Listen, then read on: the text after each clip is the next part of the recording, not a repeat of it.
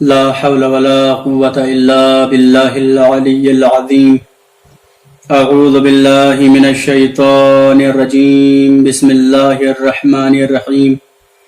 الحمد لله رب العالمين، وصلى الله على محمد وآله الطاهرين، لا سيما مهدي هذه الأمة، خاتم الأئمة، الحجة ابن الحسن العسكري، اللهم صل على محمد.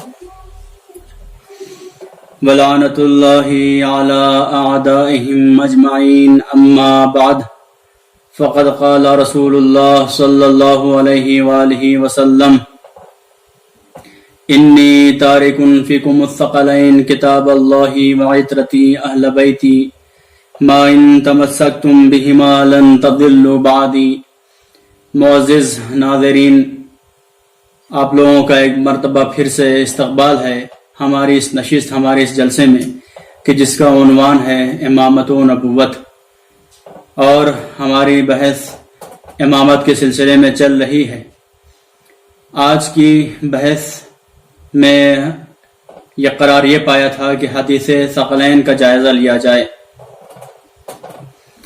حدیث ثقلین، جس کو میں نے آپ کی خدمت میں ابھی پیش کیا، یہ حدیث میں ارشاد ہوتا ہے، اس حدیث میں ارشاد ہوتا ہے: بسم اللہ الرحمن الرحیم، انی تارکن فیکم الثقلین، کہ میں تمہارے درمیان دو گراں قدر چیزیں چھوڑے جا رہا ہوں.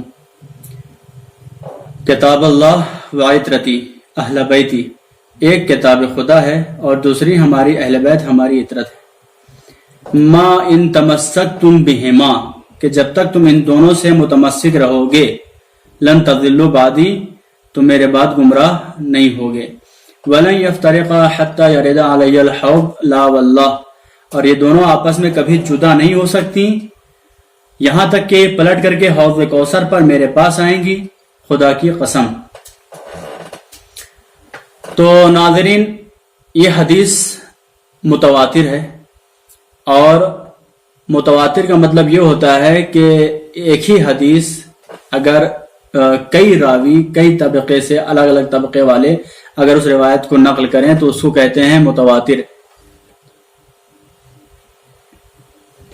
ترمذی نے حدیث ثقلین کو اس طرح سے نقل کیا ہے: انی تارکن فیکم ما ان تمسکتم بہ لن تضلوا بعدی، احدہما اعظم من الاخر، کتاب اللہ حبل ممدود من السماء الى الارض، کہ میں تمہارے درمیان دو گراں قدر چیزیں چھوڑے جا رہا ہوں کہ جن سے اگر تم متمسک رہے تو کبھی گمراہ نہیں ہوگے.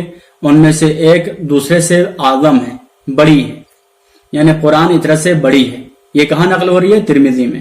کتاب اللہ حبل ممدود من السماء الى الارض، اللہ کی کتاب کہ جو ایک رسی ہے آسمان سے زمین کی طرف نازل ہونے والی. وعطرتی اہل بیتی، اور دوسرا ہماری عطرت، ہمارے اہل بیت ہیں. ولن یفترقا حتی یرد علی الحوض، اور یہ دونوں کبھی آپس میں جدا نہیں ہو سکتے ہیں یہاں تک کہ حوض کوثر پر مجھ پر وارد ہوں. فانظروا کیف تخلفونی فیہما، اب یہاں پہ دیکھنا یہ ہے کہ تم میرے پشت کے پیچھے ان کے ساتھ کیسا سلوک کرتے ہو، میرے پیٹھ پیچھے ان کے ساتھ کیسا سلوک کرتے ہو. احمد ابن حنبل نے، اچھا اس کا آپ حوالہ اگر دیکھنا چاہتے ہیں تو دیکھ سکتے ہیں، سنن ترمذی جلد 5 صفحہ 663، حدیث نمبر 3788. اور اسی طریقے سے احمد بن حنبل نے بھی اس حدیث کو دو راستے سے نقل کیا ہے. پہلا راستہ یہ ہے کہ پہلا جو طریقہ ہے اس میں اس طرح کے الفاظ ہیں: انی تارکن فیکم خلیفتین. اب یہاں پہ ثقلین کے بجائے خلیفتین آیا ہے. کتاب اللہ حبل ممدود ما بین السماء والارض او ما بین السماء الی الارض، یہاں پہ لفظوں کی جو ہے اختلاف ہے، لفظوں میں اختلاف آ جاتا ہے. وعطرتی اہل بیتی، لیکن عطرت اور اہل بیت کا تذکرہ احمد ابن حنبل نے بھی کیا ہے اپنی روایت میں. وانہما لن یفترقا حتی یرد علی الحوض، اور یہ دونوں کبھی آپس میں جدا نہیں ہوں گے یہاں تک کہ حوض کوثر پر ہمارے اوپر پلٹائے جائیں گے. اسی طریقے سے مسند احمد حنبل میں خلیفتین کی لفظ آئی ہے، اور خلیفہ سے مراد وہ ہے کہ جو ختم مرتبہ صلی اللہ علیہ وسلم کی جگہ کو پر کر سکے. وہ اس طرح سے روایت کو نقل کرتے ہیں: قال رسول اللہ صلی اللہ علیہ وسلم انی اوشک ان ادعا فاجیب وَإِنِّي تَارِكٌ یعنی کہ قریب ہے کہ مجھے بلایا جائے اور پھر میں اس کا جواب دوں، یعنی اپنے خدا کی صدا کے اوپر لبیک کہوں، یعنی کہ میں اس دار فانی سے کوچ کر جاؤں۔ وَإِنِّي تَارِكٌ فِيكُمُ الثَّقَلَيْنِ، ثقلین کی لفظ آ رہی ہے کہ میں تمہارے درمیان دو گراں قدر چیزیں چھوڑے جا رہا ہوں، کتاب اللہ عز و جل و عطرتی، یہاں پہ بھی عطرت کی لفظ آئی ہے۔ کتاب اللہ حبل ممدود من السماء الى الارض، لیکن خلیفہ کی لفظ اہل بیت کی لفظ نہیں آئی ہے، صرف عطرت کی لفظ آئی ہے۔ کتاب اللہ حمد ممدود من السماء الى الارض وعطرتی اہل بیتی، لیکن یہاں پہ اسی حدیث میں اب خود جو ہے عطرت کے بعد اہل بیت کی لفظ بھی یہاں پہ آئی۔ وَإِنَّ اللَّطِيفَ الْخَبِيرَ أَخْبَرَنِي أَنَّهُمَا لَن يَفْتَرِقَا، اور لطیف خبیر یعنی کہ لطف والا جو باخبر ہو، یعنی کہ خدائے متعال نے ہمیں خبر دی ہے، انہما لن یفترقا، یہ دونوں جدا نہیں ہوں گے، حتی یرد علی الحوض، یہاں تک کہ وہ حوض پر وارد ہوں۔ فانظرونی بما تخلفونی فیہما، اب یہاں پہ دیکھنا یہ ہے کہ تم پیٹ پیچھے ان کے ساتھ کیسا سلوک کرتے ہو۔ قاموس میں لکھتے ہیں ثقل سے مراد، ثقل یعنی کہ سا اور قاف دونوں کے اوپر زبر ہو، تو ثقل سے مراد ہے مسافر کے سامان، یعنی کہ جب مسافر جب کسی سفر پہ جاتا ہے تو اپنے جو زیادہ سفر اپنے ساتھ لے جاتا ہے تو اس کی ایک گٹھری جمع کرتا ہے، ایک سوٹ کیس، ایک ہینڈ بیگ، جو کچھ بھی وہ اپنی ضرورت کی چیزیں لے جانا چاہتا ہے وہ اس میں رکھتا ہے اور پھر اس کو لے کے جاتا ہے۔ تو سارے مسافروں کو دیکھا گیا ہے کہ وہ اپنی سفر میں یوز ہونے والی بیش قیمتی اشیاء کو اپنے ساتھ لے جاتے ہیں، سوائے ختم مرتبت کے، کہ آپ ایسے مسافر ہیں کہ اپنی بیش قیمت چیزوں کو امت کے حوالے کر کے جا رہے ہیں کہ دیکھو اب یہ تمہارے پاس ہے، جب قیامت میں آؤ گے تب میں دیکھوں گا کہ تم نے ان دونوں کے ساتھ کیسا سلوک کیا ہے۔ اگر ہم اس حدیث کی سند اور دلالت کے سلسلے میں بحث کرنا چاہیں کہ اس کی سند کیسی ہے، اس کی دلالت کیسی ہے، تو سند کے اعتبار سے یہ حدیث محکم اور متواتر ہے، کیونکہ اصحاب رسول اللہ میں سے 40 افراد نے اس حدیث کو نقل کیا ہے، تابعین میں سے 100 افراد نے اس حدیث کو نقل کیا ہے، اور علماء اسلام میں سے بزرگ ترین علماء نے میں سے جو ہے اکثر نے اس حدیث کو اپنی کتابوں میں نقل کیا ہے۔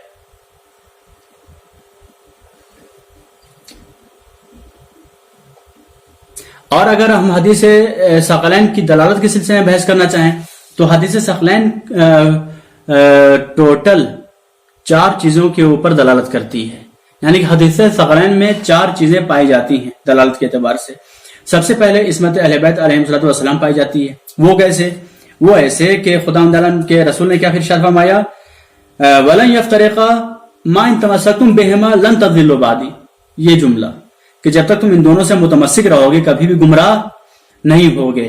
تو ظاہر سی بات ہے کہ اگر عصمت نہ ہو اور کسی فرد میں اگر عصمت نہ ہو اور اس سے تمسک کا اگر حکم دیا جائے تو پھر گمراہی ہاتھ لگے گی۔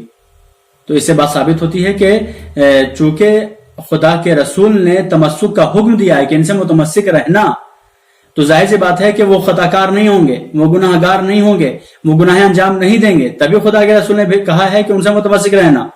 اگر وہ گناہ گار ہوتے تو اپنے ساتھ ساتھ ہمیں بھی جو ہے گڈھے میں گراتے گناہوں کے۔ تو سب سے پہلے عصمت کے اوپر یہ حدیث دلالت کرتی ہے۔ دوسری چیز ہے عالمیت اہل بیت علیہم السلام، یعنی کہ اہل بیت اطہار علیہم السلام پوری امت میں سب سے زیادہ علم کے مالک ہیں۔ یہ حدیث دلالت کرتی ہے اس مفہوم کے اوپر۔ کہاں سے دلالت کرتی ہے کہ دیکھیے اگر اہل بیت اطہار پہلے ثابت ہو گیا کہ عصمت اہل بیت کو ثابت کرتی ہے، جب وہ عصمت اہل بیت کو ہم ثابت کر چکے تو ہم ثابت کریں گے کہ عالمیت اہل بیت کو بھی ثابت کرتی ہے، یعنی کہ اہل بیت سب سے زیادہ جاننے والے ہیں، جانکار ہیں۔ وہ کیسے کہ اگر کوئی انسان عالم نہیں ہوگا تو پھر اس کو پتہ نہیں ہوگا کہ کیا چیز واجب ہے، کیا چیز حرام ہے، کیا مکروہ ہے، کیا مستحب ہے، کیا مباح ہے، کیا چیز انسانوں کے فائدے کے لیے، کیا چیز انسان کے نقصانوں کے لیے ہے۔ وہ ہر ایک چیز کے سلسلے میں اپنا شارع کا قطعی حکم نافذ نہیں کر سکتا ہے کہ دیکھو فلاں چیز میں تمہارے لیے بھلائی ہے، فلاں چیز میں تمہارے لیے نقصان ہے۔ اس لیے ماننا پڑے گا کہ چونکہ تمسک کا حکم دیا گیا ہے تو تمسک کا حکم کسی جاہل کے تمسک کا حکم نہیں دیا جا سکتا۔ شارع کبھی بھی ایک جاہل کی پیروی اور جاہل کا اتباع کرنے کا حکم نہیں دے سکتا ہے، کیونکہ اس کو خود نہیں پتا ہوتا ہے کہ کس چیز میں ہمارے لیے اچھائی ہے، کس چیز میں ہمارے لیے برائی ہے۔ اس لیے عالمیت ہونا چاہیے۔ تیسری چیز جو پائی جاتی ہے یہ حدیث دلالت کرتی ہے کہ قرآن اور اہل بیت یہ دونوں جدا چیز نہیں ہیں، دونوں ہمیشہ ایک دوسرے کے ساتھ رہیں گے، چاہے وہ دنیا ہو چاہے وہ آخرت ہو۔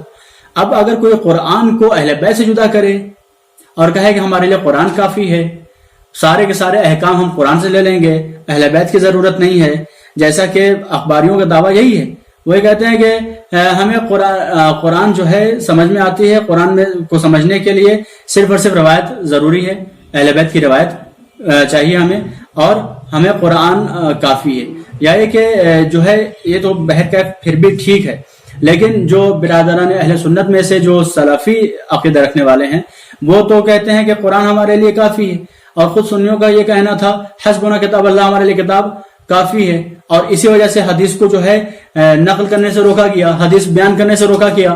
حدیثوں کا بیان کرنا اتنا بڑا جرم بن گیا کہ جیسے آج کے دور میں ایک بڑے بڑے جرم کرتے ہوئے لوگ ڈرتے ہیں کہ کہیں اگر ہم نے یہ جرم کر دیا، مثلا اگر آج ہم نے کورونا کا زمانہ چل رہا ہے، ماسک نہیں لگایا تو پولیس ہمیں اٹھا کے جیل میں ڈال دے گی، تو ایسا گناہ، اس طرح کا گناہ مانا جاتا تھا حدیثوں کو نقل کرنا۔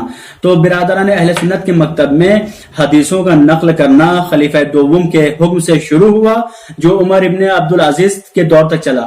پھر عمر ابن عبدالعزیز نے دوبارہ حدیث کو نقل کرنے کا حکم دیا اور حدیثیں وہاں سے جاری ہوئیں۔ تو انہوں نے یہ کہتے ہوئے چھوڑ دیا تھا کہ ہمارے لیے کتاب خدا کافی ہے، اہل بیت کی ہمیں ضرورت نہیں ہے۔ تو معزز سامعین، یہاں پہ جو ہے قرآن کو ہم چھوڑ نہیں سکتے ہیں اہل بیت کے لیے، اور اہل بیت کو ہم نہیں چھوڑ سکتے ہیں قرآن کے لیے، یعنی کہ قرآن اور اہل بیت دونوں ہیں۔ اب اگر کوئی کہے کہ ہم نے اہل بیت کو لے لیا ہے تو ہمیں قرآن کی تلاوت کی کیا ضرورت، ہمیں قرآن کو سمجھنے کی کیا ضرورت، ہمیں قرآن کی تعلیم حاصل کرنے یا تعلیم دینے کی کیا ضرورت؟ تو یہ بہت ہی بے وقوفانہ اور احمقانہ جو ہے حرکت ہوگی، اور یہ چیز اسلام میں جو ہے جائز نہیں ہے، کیونکہ خداوند عالم نے قرآن و اطرت کو چھوڑا ہے، ہم کو دونوں کو لے کے چڑھنا ہے، اور اگر دونوں سے متمسک رہے تب خدا کے سرکار نے یا خدا کے بھیجے ہوئے نبی نے یہ حکم دیا ہے کہ تم کبھی گمراہ نہیں ہوگے۔ اگر کسی ایک کو لیا تو ہدایت یقینی نہیں ہے۔ اور چوتھی چیز جو اس حدیث کے سے جو ہے دلالت کرتی ہے، یہ حدیث جس مفہوم کی دلالت کرتی ہے، وہ چوتھی چیز یہ ہے کہ امامت اصل دین میں سے ہے۔ اگر اصل دین میں سے نہیں ہوتی تو پھر خداوند عالم یہ نہیں کہتا کہ خداوند عالم بزبان ختمی مرتبت یہ نہیں کہتا کہ یہ دونوں کبھی آپس میں جدا نہیں ہوں گے، اور دونوں سے اگر متمسک رہو گے تو کبھی گمراہ نہیں ہوگے۔ تو اس سے پتہ چلتا ہے کہ دونوں چیزیں جو ہے اہل بیت جو ہیں وہ اہل بیت سے تمسک کرنا، اور امامت جو ہے وہ فروع دین میں سے نہیں ہے بلکہ اصول دین میں سے ہے۔ اب یہاں پہ کچھ چیزیں ہم دیکھیں گے کہ کیا سند اور حدیث میں جو ہے مناقشہ کیا گیا ہے اور اس کے معارضات بنائے گئے ہیں۔ حدیث ثقلین کے تعارض میں، یعنی کہ اس کے مقابل میں کچھ حدیثیں گڑھی گئیں، یا اہل بیت کا مقام کم کرنے کے لیے یا پھر دوسروں کی فضیلت کو بالا کرنے کے لیے جو ہے حدیثیں گڑھی گئی ہیں۔ چونکہ یہ تو قطعی کہ حدیث ثقلین جو ہے قطعی الصدور ہے، یعنی کہ حتماً یہ شارع مقدس سے نبی صلی اللہ علیہ وسلم سے صادر ہوئی ہے، اس میں کوئی شک نہیں ہے، اور یہ اصول دین میں سے اس کے اوپر دلالت کرتی ہے۔ لیکن ابو الفرج ابن الجوزی کہتے ہیں کہ یہ حدیث موثق نہیں ہے، اور وہ اس حدیث کو ضعیف احادیث میں سے شمار کرتے ہیں۔ لیکن یہ حدیث چونکہ متواتر ہے، اور خود کتب اہل سنت میں جیسے کہ صحیح مسلم میں یہ حدیث نقل ہوئی ہے، اس لیے ہم اس حدیث کی سند میں کسی بھی طرح کا خدشہ وارد نہیں کر سکتے ہیں، کیونکہ اگر ہم نے اس حدیث کی سند میں خدشہ وارد کیا تو چونکہ صحیح مسلم میں حدیث آئی ہے تو پھر پوری کی پوری صحیح مسلم میں خدشہ وارد ہوگا، اور پوری کی پوری صحیح مسلم میں جو ہے اشکال آئے گا کہ شاید کہ وہ بھی جو ہے کمزور اور ضعیف ہو۔ اسی وجہ سے یہی وجہ تھی کہ خود علماء اہل سنت نے جو ہے حدیث صحیح مسلم میں چونکہ یہ حدیث آئی ہے، اس لیے اس میں جو مناقشہ اور معارضہ کو جو ہے انہوں نے ضعیف جانا ہے، اور کہا ہے کہ اس میں جو ہے کوئی کسی بھی طرح کا ضعف اس حدیث میں نہیں پایا جاتا ہے۔ اور خود جس نے اس کتاب میں اس حدیث میں ذوف کا جو ہے ایک پیغام دیا ہے کہ اس میں ذوف پایا جاتا ہے، اس کے سلسلے میں دوسرے علماء اہل تسنن نے ان کے خلاف فتویٰ دیا ہے. مثلا قالت ترمذی حسن غریب، ترمذی کہتے ہیں کہ یہ حسن ہے، غریب ہے. وَأَخْرَجَهُ آخرون، اور اسے دوسرے لوگوں نے بھی جو ہے نقل کیا ہے. وَلَمْ يُصِبْ ابن الجوزی فی ایرادہ فی العلل المتناہیہ، اور ابن جوزی نے جو یہ کہا ہے کہ یہ حدیث ضعیف ہے، اس فتوے میں ابن جوزی حق بجانب نہیں ہے.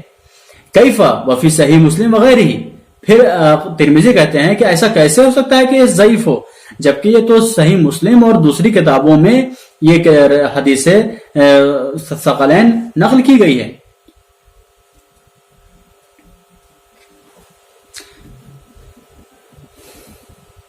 ابن تیمیہ نے جو ہے اس حدیث میں سے ایک حدیث کے ٹکڑے کو قبول تو کرتے ہیں لیکن دوسرے ٹکڑے کو قبول نہیں کرتے. کہتے ہیں کہ انی تارکون فیکم الثقلین کتاب اللہ، اتنا تو قبول ہے، لیکن جو دوسرا والا حصہ ہے اطرتی و اہل بیتی و انہما لن یفترقا حتی یردا علی الحوض، یہ جو فقرہ ہے، یہ جملہ جو ہے وہ مجھے قبول نہیں ہے، وہ میں قبول نہیں کرتا ہوں، وہ ضعیف ہے. اور اسی طریقے سے جو ہے کہتے ہیں، ابن تیمیہ کہتا ہے کہ ان نبی قال عن اطرتی انہا والکتابہ، خدا عالم کے نبی نے اپنی عطرت کے سلسلے میں کہا کہ آپ کی عطرت اور کتاب لن یفترقا حتی یردا علیہ الحوض، یہ دونوں جدا نہیں ہوں گے یہاں تک کہ حوض کوثر پر ہم پر وارد ہوں گے. وَهُوَ الصَّادِقُ الْمُصَدَّقُ، اور نبی صادق و مصدق ہیں.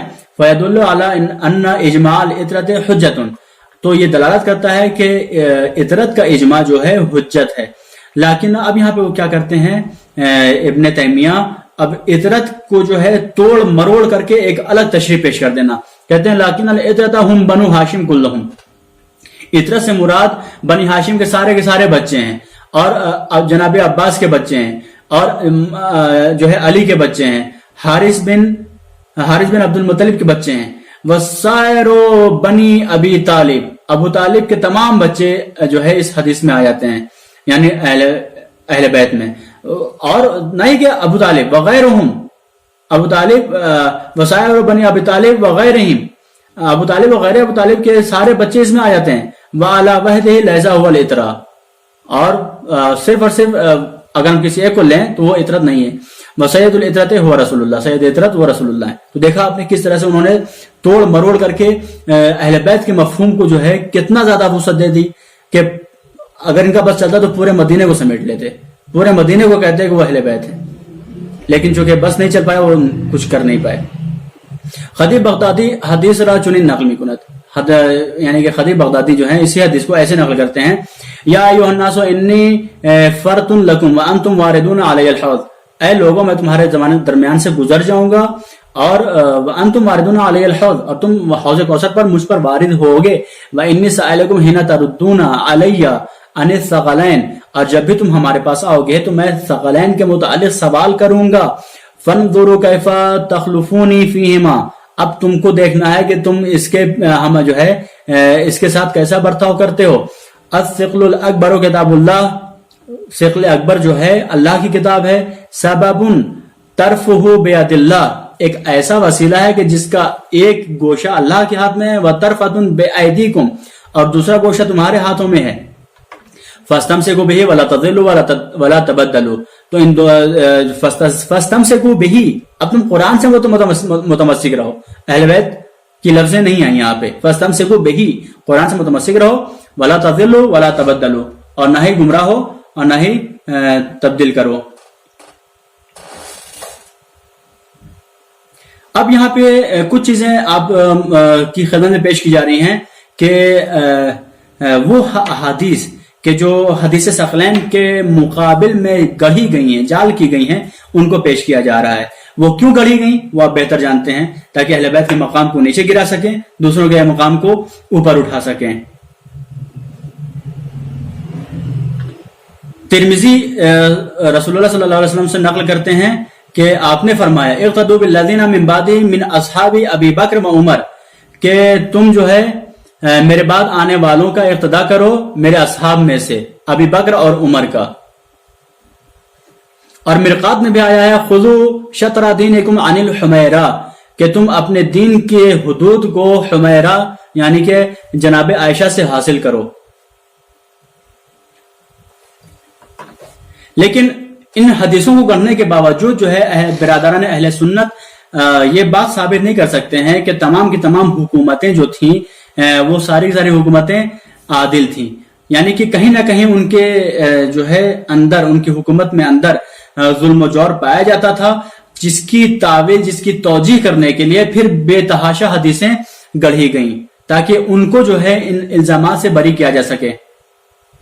اسی وجہ سے ہم دیکھتے ہیں کہ اگر سلطان جائر اگر یعنی کہ کرویل بادشاہ اگر کسی کے اوپر مسلط ہو جائے تو اس کے حکومت کو، سلطنت کو جائز قرار دینے کے لیے کہ انہوں نے حدیثیں گڑھی ہیں.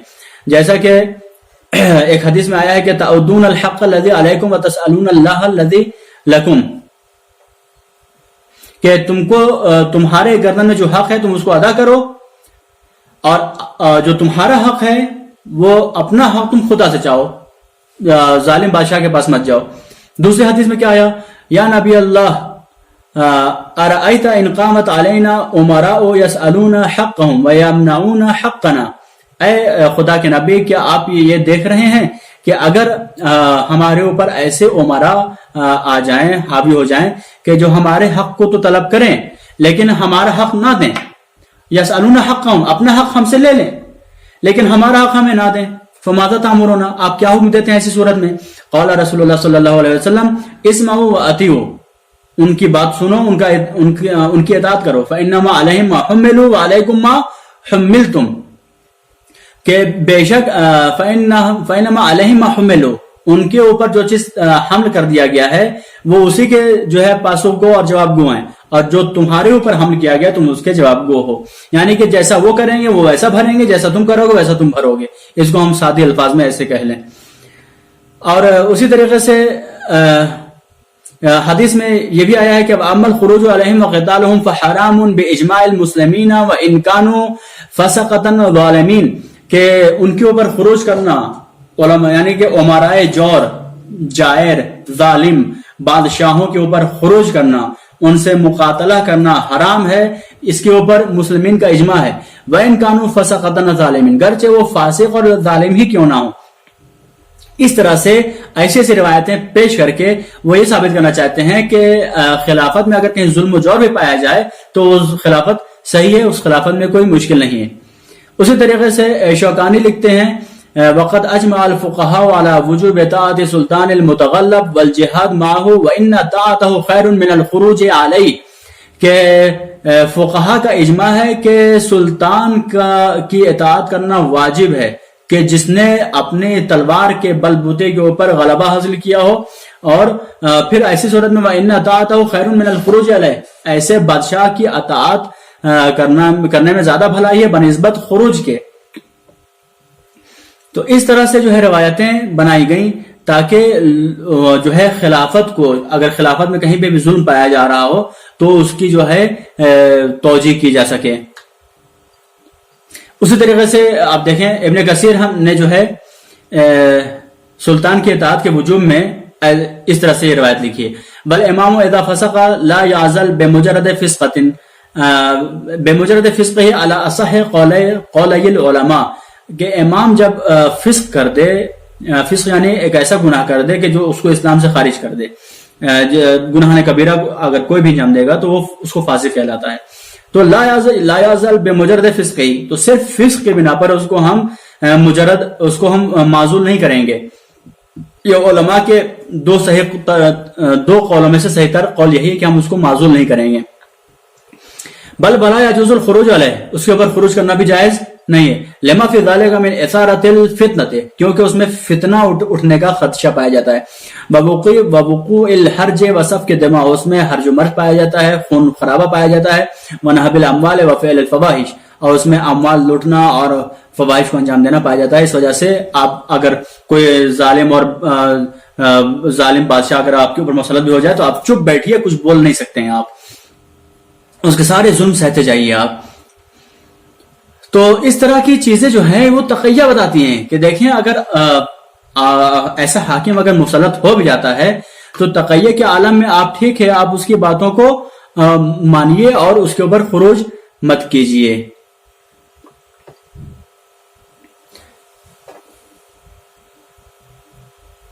تو معزز سامعین، آپ نے دیکھا کہ کس طرح سے جو ہے حدیثوں کو جعل کیا گیا، گڑھا گیا، تاکہ اہل بیت کی منزلت کو، ان کی فضیلت کو نیچے کیا جا سکے۔ اسی طریقے سے ایک اور حدیث یہاں پہ آپ کی سماعت کے حوالے، الا ان فیکم من بعدی کفارا یضرب بعضکم رقاب بعض، کہ میرے بعد تمہارے درمیان میں کچھ ایسے کفار آئیں گے کہ جو بعض دوسرے بعض کی جو ہے گردن جو ہے ماریں گے، یعنی کہ اس کا قتل کریں گے۔ اور پھر ایک اور حدیث یہاں پہ پیش کرتے ہیں کہ یکون بعدی ائمۃ لا یہتدون بہدایا ولا یستنون بسنتی، کہ میرے بعد کچھ ائمہ ایسے ہوں گے کہ جن میں میری ہدایت کی پرچھائی نہیں پائی جائے گی، کہ جو ہماری سنت کے اوپر گام بردار نہیں ہوں گے۔ وَسَيَقُومُ فِيهِمْ رِجَالٌ قُلُوبُهُمْ قُلُوبُ الشَّيَاطِينَ، اور ایسے افراد قیام کریں گے تمہارے درمیان کے جن کے قلوب شیطان کے قلوب ہوں گے، فی جسمان انس، جبکہ وہ انسانی جثے اور جسم میں ہوں گے۔ قال قلت کیف اصنع یا رسول اللہ ان ادرکت ذلک، راوی کہتا ہے کہ اگر ایسا زمانہ مجھے مل جائے تو میں کیا کروں گا؟ تو آپ نے فرمایا قال تسمع وتطیع للامیر، تم امیر کی باتیں سنو، اس کی اطاعت کرو۔ وَإِنْ ضَرَبَ ظَهْرَكَ وَأَخَذَ مَالَكَ، گرچہ وہ تمہاری گردن مار دے، تمہارے مال چھین لے۔ فَاسْمَعْ وَأَطِعْ، سنو، اس کی بات سنو، اس کی اطاعت کرو۔ تو آپ نے دیکھا کہ کس طرح سے یہ سارا کا سارا جو مقدمہ باندھا گیا ہے وہ صرف اور صرف اس لیے باندھا گیا ہے کہ جو خلافت ہے، اور پھر یہ آگے چل کے کہتے بھی ہیں کہ ایک اور حدیث پیش کی ہے، اس حدیث میں یہ کہتے ہیں کہ سرکار ختم مرتبت نے جو ہے اپنے بعد جو ضمانت لی ہے خلافت کی، وہ 30 سال تک خلافت کی ضمانت لی ہے کہ 30 سال تک جو ہے جو بھی خلیفہ رہیں گے وہ خلیفہ برحق ہیں۔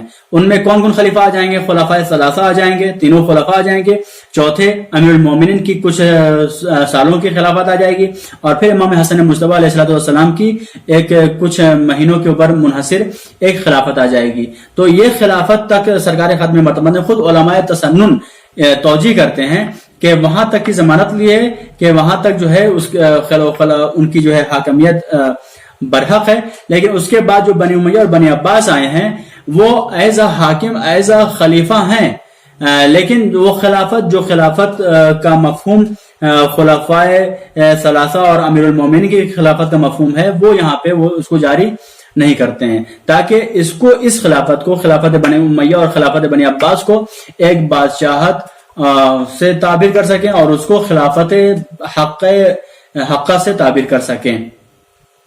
اور انشاءاللہ اگلے جلسے میں ہم حدیث سفینہ کے سلسلے میں اسی طرح سے گفتگو کریں گے۔